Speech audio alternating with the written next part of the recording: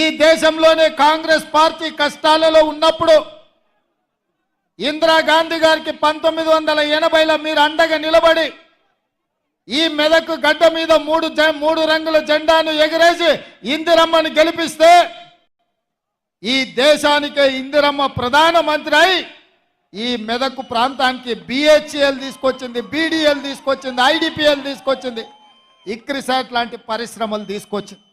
ముఖ్యమంత్రి గారు మీరు మాట్లాడిన అబద్ధాలు. ఇక్రిసాట్ ఇందిరమ్మ తెచ్చింది.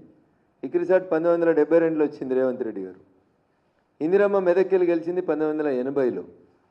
కాబట్టి 1980లో గెలిచిన ఇందిరమ్మ మెదక్కి ఇక్రిసాట్ తెచ్చింది అనేది ఎంతవరకు నిజం అనేది రాష్ట్ర ప్రజలు దయచేసి ఆలోచించుకోవాలి. బిహెచ్ఎల్ ఇందిరమ్మ తెచ్చింది.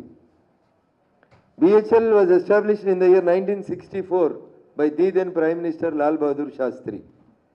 బిహెచ్ఎల్ 1964లో లాల్ బహదూర్ శాస్త్రి గారు ఈ దేశ ప్రధానమంత్రిగా ఉన్నప్పుడు స్థాపించబడినటువంటి సంస్థ. అంతర్జాతీయ పరిశోధనా సంస్థ, వ్యవసాయానికి సంబంధించిన పరిశోధనా సంస్థ ఇక్రిసాట్ పటాన్చెరులో పుట్టింది 1972లో రేవంత్ రెడ్డి గారు. ఐడిపిఎల్ అన్నారు మీరు. ఐడిపిఎల్కి మా మెదక్ జిల్లాకు సంబంధం లేదు రేవంత్ రెడ్డి గారు. IDPL comes under Kukatpally assembly constituency sir. దానికి మా మెతుకు సీమకు సంబంధం లేదు సార్. బీడీఎల్ అన్నారు sir. BDL was established in the year 1970.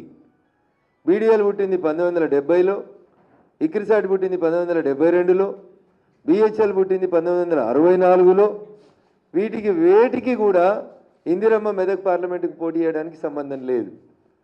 Revanth Reddy గారు ఆడినటువంటి మొట్టమొదటి పెద్ద అబద్ధం ఏంటంటే ఇందిరమ్మ గెలిచినాక మెదక్కు కంపెనీలు వచ్చినాయి, మెదక్కు కంపెనీలు వస్తే కొలువులు వచ్చినాయి, ఆ కొలువుల ఆంధ్ర వాళ్ళు వచ్చిర్రు, ఆ కొలువుల బీహార్ వాళ్ళు వచ్చిర్రు, ఆ కొలువుల ఒడిశా వాళ్ళు వచ్చిర్రు, ఆ కొలువుల అన్ని రాష్ట్రాల వాళ్ళు వచ్చిర్రు.